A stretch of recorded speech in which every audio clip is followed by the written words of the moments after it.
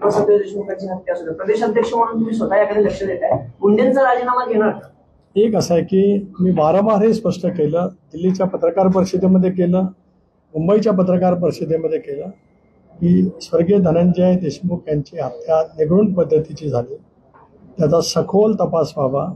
राज्याच्या मुख्यमंत्र्यांनी विधिमंडळामध्ये 3 वेगवेगळ्या चौकशी समिती नेमलेली आहे. CIDची आहे, SITची आहे, ज्युडिशियल इन्क्वायरीमध्ये न्यायालयीन चौकशी सुद्धा आहे.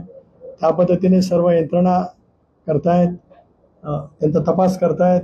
तपासाची गतीसुद्धा त्या ठिकाणी मुख्यमंत्र्यांच्या नेतृत्वाखाली आहे. जे दोषी असतील त्यांच्यावरती कठोर कारवाई व्हावी.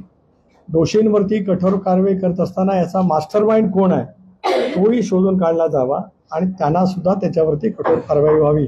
ही वेळोवेळी राष्ट्रवादी काँग्रेस पक्षाचा अध्यक्ष म्हणून मी नियमितपणाने मुंबई, दिल्ली ज्या ज्या ठिकाणी माझी पत्रकार परिषद झाली त्या ठिकाणी स्पष्ट केलेलं आहे. त्यांच्या राजीनामाच्या बाबतीमध्ये सुद्धा मला विचारण्यात आलं, त्यावेळेला मी एवढं सांगितलं की मला ती घटना जी आहे ती घटना आणि त्या घटनेचा तपास आणि त्या घटनेची चौकशी होऊन त्यांच्यावरती कारवाई हे महत्त्वाचं आहे. म्हणून त्याला कुठलंही राजकीय स्वरूप किंवा वक्तव्य या संदर्भामध्ये मी करणार नाही, एक भाग. दुसरे जे काही त्यांच्याबद्दलचे आरोप झाले त्यांची ज्या स्तरावरती सरकारच्याकडनं दखल घ्यायची आहे ती घेतलेली आहे आणि त्याची निष्कर्ष येतील त्यावेळेला त्या संदर्भातला निर्णय जो असेल तो होईल.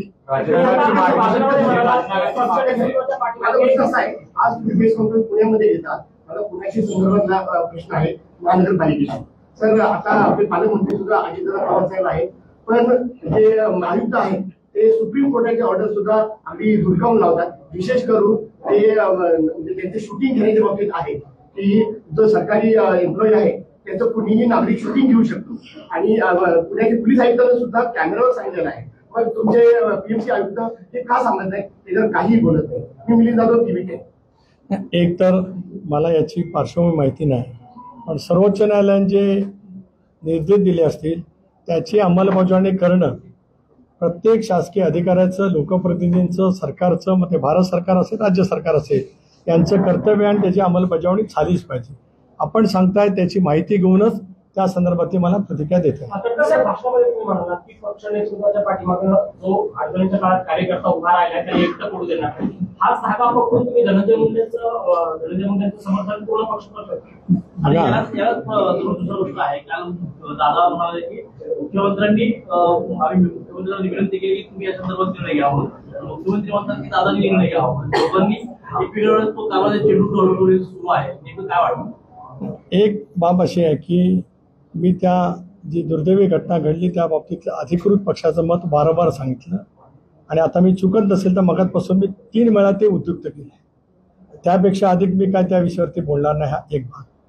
इतर बाबीमध्ये उपमुख्यमंत्री, राष्ट्रीय अध्यक्ष म्हणून दादाने जे काही काल आपल्याजवळ संवाद करत असताना मत व्यक्त केलं असेल, माननीय मुख्यमंत्री महोदयांनी केलं असेल, तर शेवटी ते आज सरकारचं नेतृत्व करतायत, ते त्या संदर्भातले सक्षम आहेत निर्णय घ्यायला. महाराष्ट्रातील ताज्या बातम्यांसाठी बघत रहा टाइम्स टुडे TV. सोबतच शेअर करा, सबस्क्राईब करा आणि बेल आयकॉन प्रेस करा.